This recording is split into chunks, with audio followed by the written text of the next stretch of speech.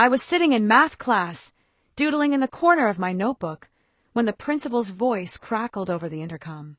"Attention, students! We are going into lockdown. I repeat, a lockdown." My heart raced. It was a typical Tuesday. Nothing seemed out of the ordinary, but there was an urgency in his voice that felt chilling. My teacher, Mrs. Thompson, immediately moved into action.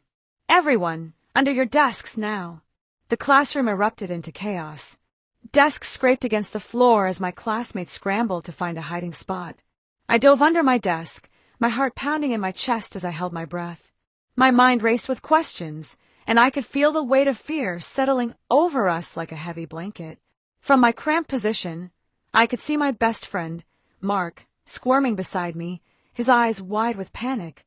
"What's happening?" he whispered. I shrugged, too terrified to answer. The lockdown drills we practiced felt nothing like this. The whispers and muffled sounds of footsteps echoed in the hallway, and my anxiety grew with every moment. Suddenly, we heard a loud bang, followed by footsteps that seemed to echo ominously outside our door. I clutched my phone, my fingers trembling as I typed a quick message to my mom. "Lockdown at school. I'm scared."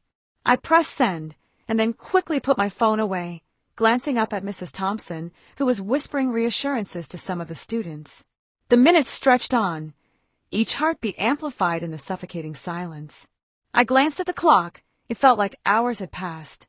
A flutter of movement caught my eye. Someone had hurriedly pulled the blinds closed, and I felt an overwhelming